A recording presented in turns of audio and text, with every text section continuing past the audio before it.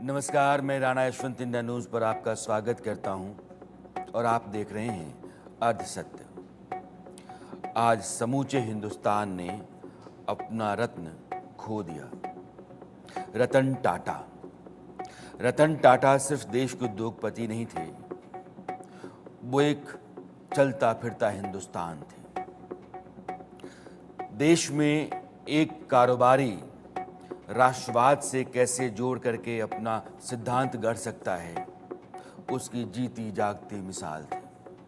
टाटा मतलब भरोसा, टाटा मतलब भारतीयता, टाटा मतलब खरापन, टाटा मतलब हिंदुस्तान के लोगों की खैरियत, टाटा मतलब हिंदुस्तान की बेहतरी के सपने, टाटा मतलब हिंदुस्तान के बाहर हिंदुस्तान का नाम रोशन करना।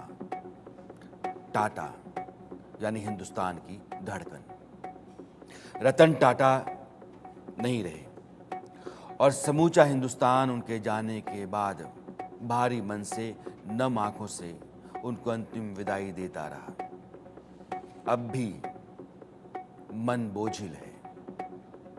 मुंबई में उनका अंतिम संस्कार किया गया। ब्रीच कैंडी हॉस्पिटल में वो दाखिल थे।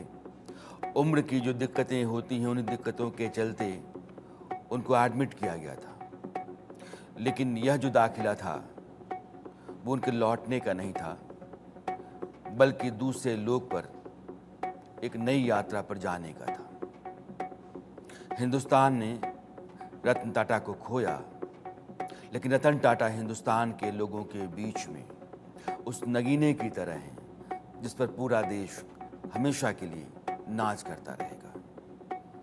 आज देश के राजनेता, तमाम सरकारों के मुख्यमंत्री, मंत्री, अभिनेता, उद्योगपति, आम शहरी और साधारण लोग उनकी अंतिम यात्रा की गवाही रहे और सबने यही दुआ की कि ऊपर वाला अगर है और वहाँ कोई दुनिया होती होगी तो रतन टाटा को वहाँ सबसे खूबसूरत और सबसे अच्छी जगह दी जाए।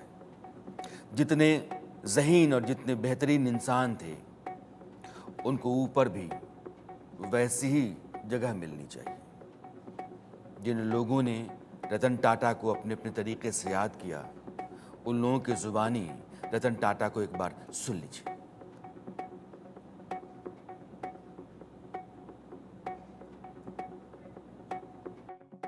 बड़ी क्षति है झारखंड के लिए। झारखंड यदि नहीं होता तो टाटा नहीं होते। 1905-6 में जब इंडस्ट्री बैठाई टाटा ने, तो उसी स्थान का चयन किया। और रतन टाटा साहब ने भी अपनी ज़िंदगी जो है इंजीनियर के तौर पर शुरू तो की, लेकिन वो भट्ठी में काम करते थे। और मैं आपको बताऊं कि बहुत पुरानी बात नहीं है, रतन टाटा जी मेरे से मिलने ठीक आज से 5 साल पहले स्पेशली आए थे। यही दुर्गा पूजा का समय था। तो एक आदमी ने मुझे अब भी कुछ दिन पहले, जिस दिन मैं मिला था, उस दिन कहा कि आज तुम्हारा जो है फ़ोटो प्रॉप अप हो रहा है। आज मैंने वो फ़ोटो डाला भी है। वो झारखंड के लिए हमेशा चिंतित रहते थे। वो कहते थे कि मैं ताज का जो है होटल बनाना चाहता हूँ, कैंसर अस्पताल बनाना चाहता हूँ, वहाँ के लोगों को ओन करना चाहता हूँ, वहाँ एक बड़ा इंस्टीट्यूट बनाना चाहता हूँ। हमेशा एक स्टील प्लांट और भी संथाल प्रणाम में बने, इसके बारे में वो हमेशा, और उस मीटिंग में भी उन्होंने हमेशा चर्चा की। इवन जब वो कोविड के समय, आपको ध्यान हो कि ये पार्लियामेंट की बिल्डिंग बनाने के लिए आए थे, मतलब उस शिलान्यास में माननीय प्रधानमंत्री जी के साथ थे, तो उस दिन भी रतन टाटा साहब जो है घर पर आए थे और यही झारखंड के बारे में बात करते। तो उनको एक इमोशन था कि उन्होंने अपना कैरियर वहाँ से चालू किया, तो झारखंड के लिए एक बहुत बड़ी क्षति है।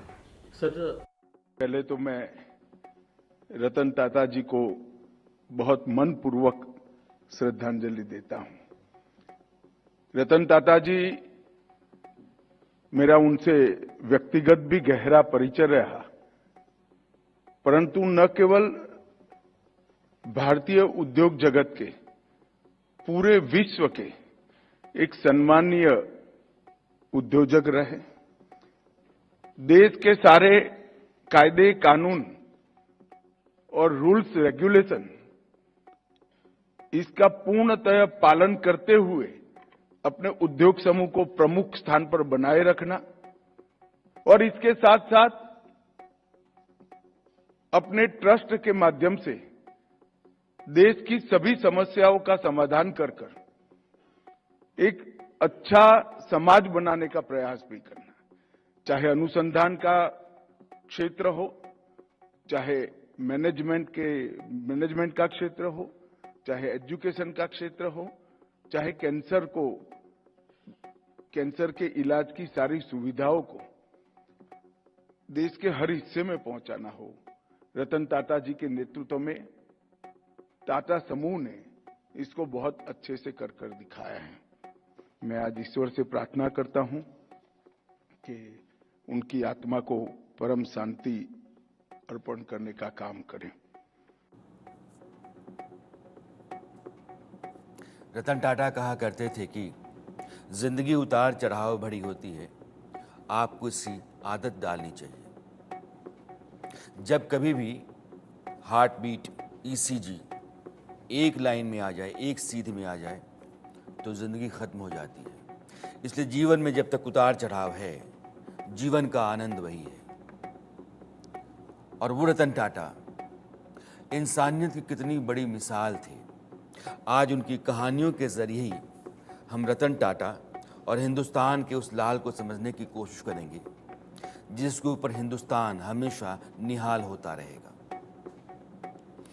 एक छोटा वाकया है लेकिन बहुत मायने का है, और उससे आपको अंदाजा लगेगा कि एक इंसान कितना महान हो सकता है, उसके भीतर की इंसानियत कितनी बड़ी मिसाल हो सकती है।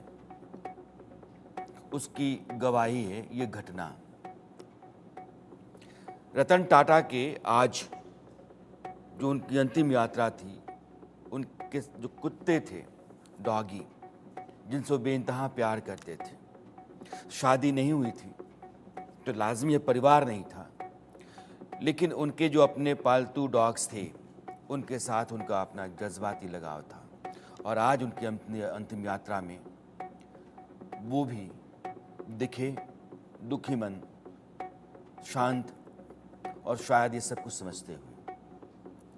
उनको इस बात का अंदाज़ा हो चला था कि हमारे मालिक अब नहीं है, अब हम उनको कभी देख नहीं सकते, उनका लाड़ हमको नहीं मिलेगा, उनका दुलार हमको नहीं मिलेगा। और जो लोग रतन टाटा के बहुत करीबी रहे वो उनको लेकर के अंतिम यात्रा में शरीक हुए थे, और ये रिश्ता भी अटूट है। रतन टाटा को इंग्लैंड का जो सबसे बड़ा राजघराना है, इंग्लैंड राज परिवार, जिसने हिंदुस्तान के ऊपर 200 साल तक शासन किया, उस परिवार ने उनको सम्मानित करने का फैसला किया। बर्मिंघम पैलेस जो राज परिवार का ठिकाना आवास है, उनको वहाँ बुलाया गया और प्रिंस चार्ल्स जो उस परिवार के मुखिया हैं उनके ज़रिए सम्मानित करने का फैसला किया गया। क्यों? क्योंकि कोई कारोबारी इतना बड़ा इंसान, इतना बड़ा देशभक्त और इतना ज़हीन हो सकता है। टाटा दुनिया के तमाम कारोबारियों के लिए और इंसानियत के लिए अपने आप में एक उदाहरण है। इसके लिए उनको सम्मानित किया जाना चाहिए। उनको बुलाया गया, उन्होंने हामी भरी, जाने को तैयार हो गए और सारा इंतज़ाम हो गया। लेकिन जिस दिन जाना था उस दिन उनके डॉगी की तबीयत खराब हो गई और उन्होंने देखा कि इसके साथ कोई और नहीं हो सकता है, इसकी देखरेख सिर्फ मैं करने वाला हूँ, इसकी बात मैं समझ सकता हूँ। और उन्होंने ब्रिटेन राज परिवार को यह संदेशा भिजवा दिया कि रतन टाटा आपका पुरस्कार लेने के लिए नहीं आ पा रहे हैं, क्षमा प्रार्थी हैं, क्योंकि मेरा जो साथ रहने वाला प्राणी है वो बीमार है। और ये खबर बर्मिंघम पैलेस के भीतर, राज परिवार के भीतर अचंभे जैसी थी। प्रिंस चार्ल्स ने जब सुना तो वो रतन टाटा के और बड़े मुरीद हो गए कि इंसान हो तो ऐसा हो। वैसे लोग जो रतन टाटा को जानते हैं, समझते हैं, उन लोगों की जुबानी आप रतन टाटा की कहानियां भी सुनते चलिए और कुछ लोगों के बयान में आपको सुनाता हूं। इसके बाद उनकी जिंदगी के सफर पर फिर मैं आपको ले चलूंगा। मैं उनकी कंपनी में काम किया, मेरा करियर उधर ही शुरू हुआ। मैं उनको 94 में लगता है मैं एक बार मिली थी, पहली बार वो जाके उनके ऑफिस में मिली थी और मुझे वो सुधा ऐसे संबोधित करते थे, क्योंकि मैं सुधा कुलकर्णी ऐसे ज्वाइन हुआ और सुधा मूर्ति के नाम से बाहर आ गई।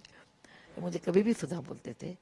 वो मुझे बताया कि आपको क्या चाहिए टाटा कंपनी से। हमने बताया, वो पूछा हमें आपको क्या चाहिए, हमने बताया मुझे जमशेद जी और जीआरडी का तस्वीर चाहिए। वो तुरंत हमारे ऑफिस को भेज दिया है। अभी भी मेरे ऑफिस में वो दोनों तस्वीरें हैं। और मैं हुबली एक छोटा शहर है, उधर से मैं आई थी। हमारे कॉलेज में, मैं एक कॉलेज में पढ़ती थी, बीबीबी कॉलेज ऑफ इंजीनियरिंग। हमारे कॉलेज में सब लोग बोलते थे आपको टाटा को आप मिले, हम कभी मिलेंगे। मैं बोलती थी मैं कोशिश करूंगी। उनके पास जाके मैं एक बार बोल लिया, सर हमारे गांव में आपका दर्शन के लिए बहुत लोग इंतजार कर रहे हैं। हमारा गांव तो मुंबई नहीं है और ये तो आप बहुत बिजी हस्ती है, आपको टाइम नहीं मिलेगा, लेकिन लोग को आपका दर्शन के बहुत इंतजार है। तुरंत वो एग्री हुए और हुबली आ गए। हमारे कॉलेज में एक दिन सब छात्रों से बातचीत किया। मुझे आश्चर्य लगता है, इतने बिजी आदमी, एक आम आदमी लाइक मी वो देयर एम्प्लॉय, हमने कोशिश किया। और रतन टाटा कहते थे, मैं सही फैसले लेता हूं ये जरूरी नहीं है, मैं नहीं जानता, लेकिन मैं जो फैसले लेता हूं उनको सही करने की हर मुमकिन कोशिश करता हूं और उनको सही साबित करता हूं। उसूल मेरा ये है। स्वाभिमान कितना था उसके लिए एक कहानी, इरादा कितना पक्का था ये बताने के लिए घटना काफी है। टाटा एक बार जो फैसला कर लेते थे कभी पीछे नहीं हटते थे, खुददारी भरी पड़ी थी। और इसी से जुड़ा एक किस्सा है। बात है 1998 की। टाटा मोटर्स ने इंडिका गाड़ी लॉन्च की थी। सोचा था कि ये कार तमाम जो पैसेंजर कार्स होती हैं उनमें नंबर 1 हो जाएगी, लेकिन कभी कभार ऐसा होता है कि जो आप सोचते हैं वो होता नहीं है, और ऐसा ही इंडिका के साथ हुआ। लोगों का जो फीडबैक मिला उससे रतन टाटा निराश हुए। इंडिका कार की बिक्री कम हुई और कंपनी को बड़ा नुकसान उठाना पड़ा। तब रतन टाटा को उनके बोर्ड के मेंबर्स कहने लगे कि कंपनी बेच देनी चाहिए। रतन टाटा का मन कंपनी को बेचने का था नहीं, लेकिन जो उनकी दूरदृष्टि थी वो ये कह रही थी कि अगर और नुकसान हुआ तो कर्मचारियों पर इसका असर पड़ेगा। इसलिए नहीं चाहते हुए भी उन्होंने अपनी टाटा मोटर्स को बेचने का मन बनाया। रतन टाटा मोटर्स को बेचने का प्रस्ताव लेकर के अमेरिका की बहुत बड़ी कंपनी है फोर्ड, आप भी जानते होंगे, फोर्ड गए। और तब फोर्ड पैसेंजर कार्स की बहुत बड़ी अमेरिकी कंपनी हुआ करती थी। उसके मालिक थे बिल फोर्ड। उनके साथ रतन टाटा की मीटिंग हुई, लेकिन मीटिंग में कुछ ऐसा हुआ जिससे रतन टाटा का मन खराब हुआ। उनको लगा कि ये मेरा अपमान है।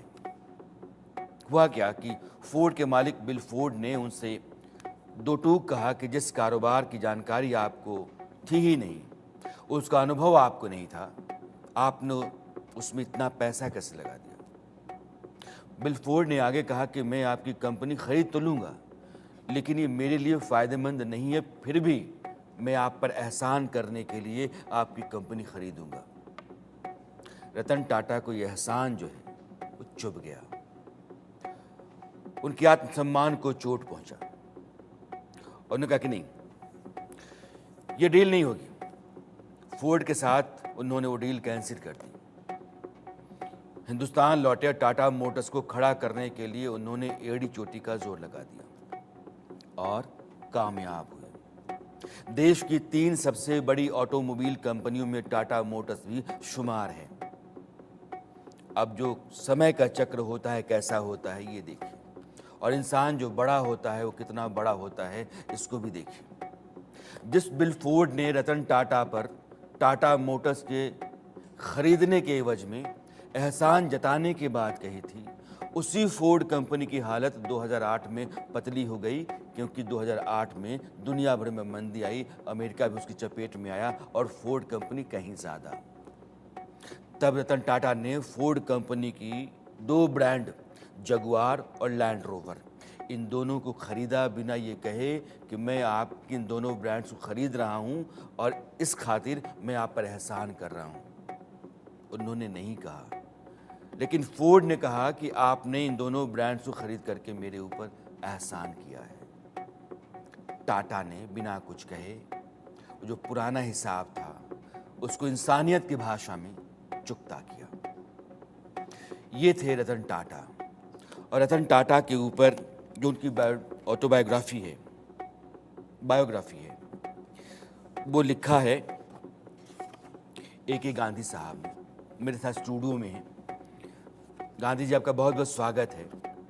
रतन टाटा को दर्शकों तक पहुंचाने के लिए ऐसी 2-3 घटनाएं आपके जरिए मैं चाहता हूं अपने दर्शकों के बीच में रखना, जो बताती हैं कि टाटा होना आसान नहीं है और टाटा हिंदुस्तान में एक ही होता है।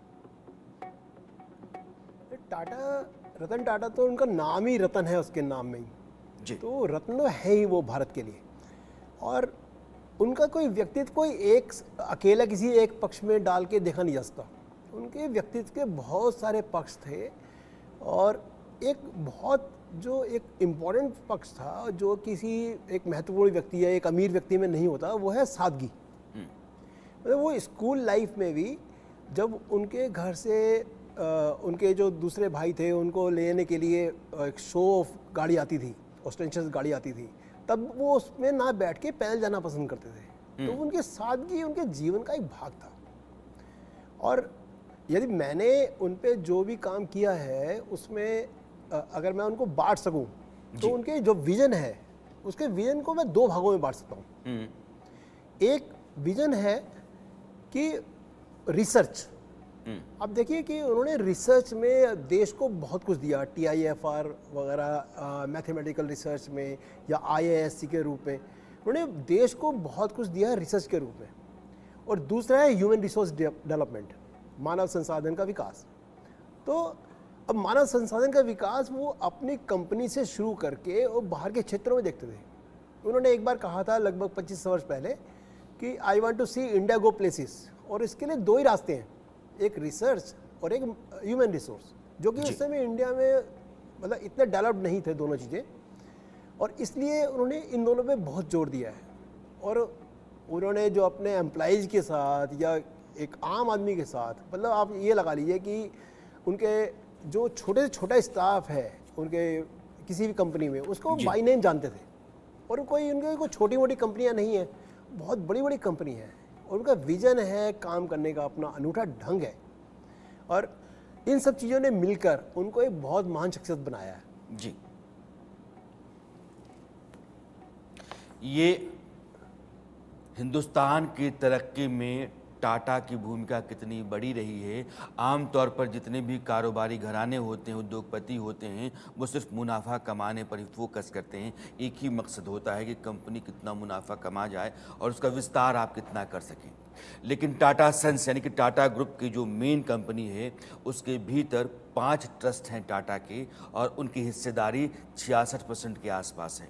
यानी कि टाटा जितना कुछ मुनाफा कमाता है उसका लगभग 2/3 उन ट्रस्ट को जाता है। और वो ट्रस्ट क्या करते हैं, हमारे आपके लिए अस्पताल बनाते हैं, बच्चों के लिए स्कूल बनाते हैं, ह्यूमन रिसोर्स पर काम करते हैं, साइंस का रिसर्च करते हैं। इस देश की बेहतरी, तरक्की और इसको मजबूत करने की खातिर क्या क्या किया जा सकता है, उन तमाम रास्तों को ढूंढ करके उन पर पैसा लगाते हैं, हिंदुस्तान बनाते हैं, देश का निर्माण करते हैं। इसलिए वो टाटा हैं। जो आदमी अपने नमक के लिए बोलता है कि देश का नमक, देश का नमक मतलब टाटा नमक। टाटा की शख्सियत जितनी बड़ी थी उनका विजन भी उतना ही क्लियर था। बड़े और नामी बिजनेस घराने से होते हुए भी उनकी सोच देश के विकास, आम आदमी तक सहूलियतें पहुंचाने की थी। उनके गैराज में एक से एक महंगी और लग्जरी गाड़ियां थीं। वो अक्सर अपनी लग्जरी गाड़ियों से सड़कों पर घूमा करते थे। एक दिन उनकी नज़र ऐसे 4 लोगों पर पड़ी, एक ही परिवार के थे, जो स्कूटर पर जा रहे थे और बारिश हो रही थी। पति, पत्नी और 2 बच्चे। देश का एक उद्योगपति जो अपनी कार से जा रहा है, एक स्कूटर पर 4 लोगों को, एक परिवार के 4 लोगों को बैठा हुआ देखता है और तेज बारिश हो रही है। वो अपने हिंदुस्तान के ऐसे परिवार के बारे में सोचता है कि आखिर ऐसा क्या किया जाए कि लोग बारिश से बच जाएं। उन्हें लगा कि जब एक छोटा परिवार स्कूटर पर जाता है तो छोटी सी जगह में बच्चों की हालत किसी सैंडविच की तरह हो जाती है। यहीं से उनके मन में लखटकिया कार बनाने का जुनून सवार हुआ। उन्हें लगा कि अगर ऐसे परिवार के पास एक कार हो जाए, बहुत कम पैसे में, भले ही छोटी हो, तो उसे बाहर जाने में धूप, बारिश, खराब मौसम से बचने में आसानी होगी। अपने इस सपने को लेकर के रतन टाटा ने एक बार सोशल मीडिया प्लेटफॉर्म पर, जिसको इंस्टाग्राम कहते हैं, एक पोस्ट लिखा कि आर्किटेक्चर स्कूल से होने का फ़ायदा यह था कि मैं खाली समय में डूडल बनाता था। उन्होंने लिखा था कि मैंने खाली समय में डूडल बनाते समय ये सोचने लगा कि मोटरसाइकिल ही अगर ज़्यादा सुरक्षित हो जाए तो कैसा रहेगा। ऐसा सोचते सोचते मैंने एक कार का डूडल बनाया जो एक बग्गी जैसा दिखता था, उसमें दरवाजे तक नहीं थे। इसके बाद मैंने सोच लिया कि मुझे ऐसे लोगों के लिए कार बनानी चाहिए और फिर टाटा नैनो अस्तित्व में आई, जो कि हमारे आम लोगों के लिए थी। हमारे लोगों का मतलब देश की जनता, जो कार के सपने देखती है लेकिन कार के लिए उसके पास पैसे नहीं होते, जेब इजाज़त नहीं देती। टाटा ने कीमत को जेब तक लाने की हर मुमकिन कोशिश की। जिस कार का सपना उन्होंने देखा था उसे नाम दिया था टाटा नैनो। टाटा की यह कार लखटकिया कार के नाम से मशहूर हुई। पहले पश्चिम बंगाल में सिंगूर में 2008 में उन्होंने इसका प्रोजेक्ट तैयार किया, लेकिन ममता बनर्जी उस समय विपक्ष में थी और सिंगूर में टाटा नैनो के खिलाफ उन्होंने आंदोलन खड़ा किया। और उस समय गुजरात के मुख्यमंत्री हुआ करते थे नरेंद्र मोदी। नरेंद्र मोदी ने टाटा का स्वागत गुजरात में किया और वो फैक्ट्री उठी 2008 में और गुजरात के सानंद में गई और टाटा नैनो देश में बनने लगी। हालांकि ख़राब मार्केटिंग और बाज़ार की वजह से 2020 में उसको बंद करना पड़ा। लेकिन वैसे लोग जो साधारण थे, कोई पेंटर था, कोई छोटी छोटी ज़रूरत का था, लेकिन टाटा को लगा कि अगर मेरी मदद इनको पहुंच जाती है तो इनकी ज़िंदगी में एक नई रोशनी, नया मायने निकल सकता है। और वैसे लोगों की मदद टाटा ने की। उद्योगपति आमतौर पर जिन लोगों के बारे में सोचते नहीं, टाटा उनके बारे में ज़्यादा सोचा करते थे।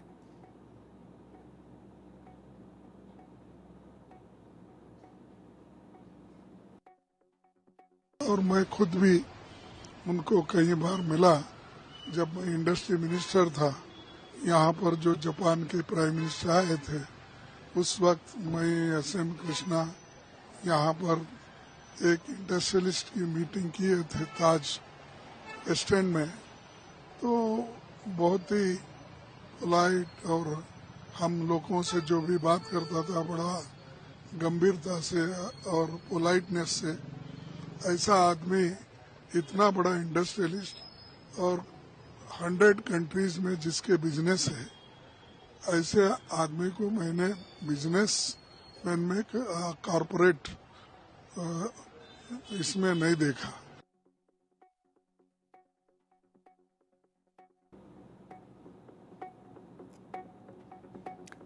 टाटा ने अगर अपनी आमदनी का बहुत बड़ा हिस्सा हिंदुस्तान की खातिर निकाला नहीं होता तो दुनिया के बहुत बड़े कारोबारियों में से एक होते। लेकिन वो टाटा थे। कारोबारी बहुत आएंगे जाएंगे, लेकिन रतन टाटा हमेशा याद रहेंगे। एक आदमी ने कैसे अपनी कंपनी बड़ी की, उसका सबसे बड़ा उदाहरण है कि उनकी आप हैसियत को देखिए। 30 कंपनीज, उनमें 26 तो लिस्टेड कंपनीज थी, 10 लाख से ज़्यादा कर्मचारी, 100 देशों में उसका विस्तार और 400 अरब डॉलर का कारोबार। पाकिस्तान की जो कुल जीडीपी है, पाकिस्तान की कुल जीडीपी ग्रॉस डोमेस्टिक प्रोडक्ट, वो 350 से 360 अरब डॉलर का होता है। इकलौते टाटा जो हैं वो पाकिस्तान से ज़्यादा मालदार हैं। ये टाटा हैं। और एक बात मैं आपको 1980 की बताता हूं, जब टाटा के कर्मचारियों को एक गैंगस्टर बहुत परेशान कर रहा था। एक बड़ा उद्योगपति अपने कर्मचारियों के लिए कितना बड़ा जोखिम ले सकता है, उसके भीतर कितना साहस होता है, उसका जिंदा सबूत थे रतन टाटा। जो गुंडा था उसका एक ही मकसद था, किसी तरह टाटा यूनियन पर कब्जा जमाना। ऐसा करने के लिए उसने कई टाटा के कर्मचारियों को अपने पक्ष में करने की भी कोशिश की। हर कीमत पर वो गैंगस्टर टाटा ग्रुप को नुकसान पहुंचाना चाहता था, व्यापार में उन्हें घाटा देना चाहता था। अब रतन टाटा ने अपने कर्मचारियों को कहा कि परेशान मत हो, आप लोग मेरा असली परिवार हो, आप लोग मेरे कर्मचारी नहीं हो, मेरा हिस्सा हो। आपके दम पर जो कंपनी है, ये साम्राज्य है, वो खड़ा है। ऐसे में जब गैंगस्टर से डरकर कर्मचारी काम पर आने से बचने लगे थे, टाटा ग्रुप के एक प्लांट पर खुद रतन टाटा पहुंचे। कई दिनों तक वहां रहे, एक सच्चे हीरो की तरह, या कहना चाहिए कि जो बॉस होता है, आइडियल बॉस, उसकी तरह उन्होंने सामने से उस गैंगस्टर का सामना किया। अपने कर्मचारियों को डरने नहीं दिया, लगातार उनका हौसला बुलंद किया। नतीजा ये रहा कि कर्मचारी तो भय से मुक्त हुए ही, उस गैंगस्टर की भी गिरफ्तारी हुई। ये थे रतन टाटा। इसलिए गांधी साहब, ये जो छोटी छोटी कहानियां हैं, छोटी छोटी कहानियों से एक इंसान की जो तस्वीर बनती है, वो आसमान जितनी ऊंची बनती है। और हिंदुस्तान फख्र से अपना सर ऊंचा करके उनको देखता है, नाज करता है। रतन टाटा होने के मायने क्या? उनका देखिए, सबसे जो रतन टाटा की जो सबसे बड़ी खूबी है वो है उनका सोचने का एक अलग ढंग। अब देखिए, उनको विरासत में मिली, अपने जेआरडी से बहुत सारी कंपनियां मिली, लेकिन क्या था कि वो जेआरडी ने उनको अपने ढंग से चलाया था। और जो इनका जो अनुभव था रतन टाटा का, वो पहले नेल्को में देख चुके थे, जो एक फेल हो रही थी कंपनी, और वो देख चुके थे। और उसके बाद में जब शुरू में आए यहाँ पे इंडिया में, तो उसके बाद में इन्होंने शॉप फ्लोर पे काम किया, दूसरे एम्प्लॉयज़ के साथ काम किया और अपने अनुभव अर्जित किए। उस अनुभव के आधार पे इन्होंने एक अपनी आइडियोलॉजी बनाई, और उस आइडियोलॉजी को उन्होंने 91 से इम्प्लीमेंट करना शुरू किया। और ये एक अच्छी बात रही, सौभाग्य की उनके साथ, कि उस समय देश में लिबरलाइजेशन शुरू हुआ।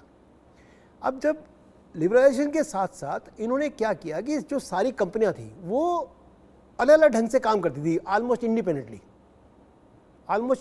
काम करती थी।